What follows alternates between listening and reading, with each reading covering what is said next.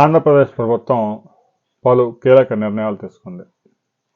ఇప్పటికే గ్రామాల్లో పాతుకుపోయిన సచివాలయాలు, మున్సిపాలిటీలు, నగరాల్లో ఏదైతే వార్డు కార్యాలయాలుగా ఉన్నటువంటి ఈ సచివాలయ వ్యవస్థలో ప్రక్షాళన మొదలైంది.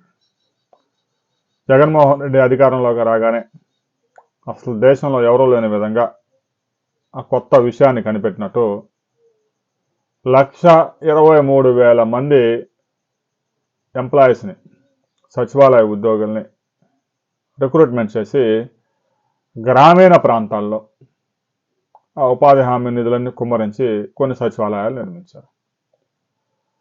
పెద్ద గ్రామం అయితే 2 సచివాలయాలు, ఇంకా పెద్ద గ్రామం అయితే 3, నగర పంచాయతీ అయితే 4 సచివాలయాలు, ఇంకా 2,500 జనాభా ఉండే గ్రామాలు అయితే 1 సచివాలయం నిర్మించారు.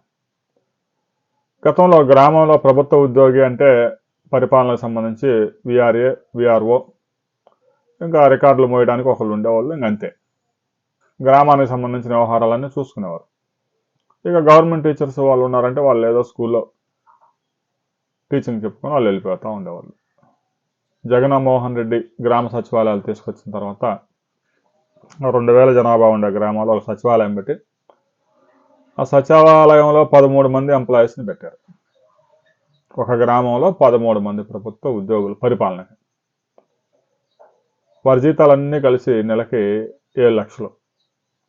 ఇక ఆఫీస్ మెయింటెనెన్స్కి 1 లక్ష, 8 లక్షలు. సంవత్సరానికి 1 కోటి ఒక గ్రామంలో పరిపాలనకి. సరే, ఆ గ్రామంలో వీధి లైట్లు వేద్దామంటే ఒక 10,000 ఖర్చు చేయడానికి నిధులు ఎవరు? డ్రైనేజీలో సిల్ట్ తెద్దామంటే ఒక 50,000 నిధులు మంజూరు చేయరు.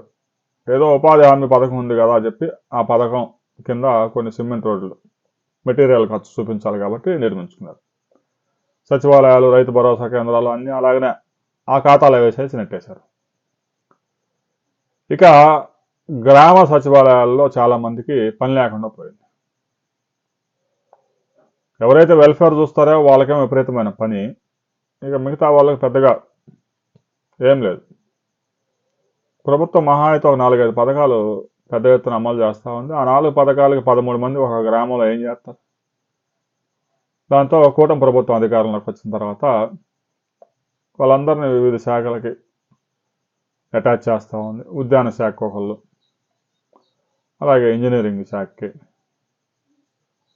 ఇక గతంలో వైసీపీ అధికారంలో ఉన్నప్పుడు పోలీస్ డిపార్ట్మెంట్కి కూడా సచివాలయం నుంచి ఒక ఉద్యోగిని అటాచ్ చేశారు.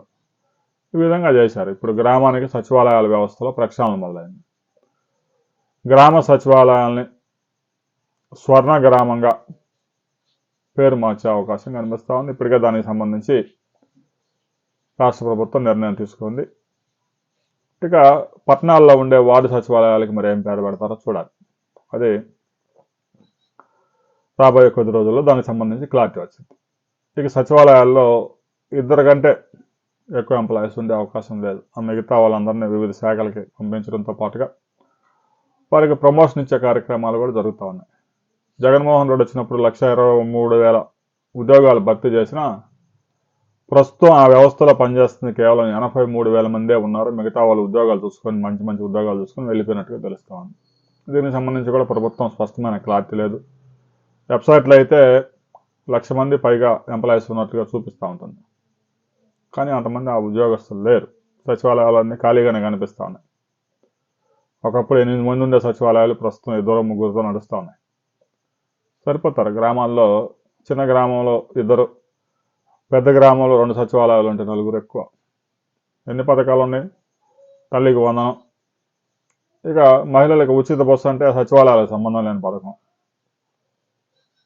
ఇక ఉచితంగా ఇల్లు, ఉచితంగా స్థలాలు 5 సంవత్సరాల్లో ఒకసారి అప్లికేషన్ పెట్టేది.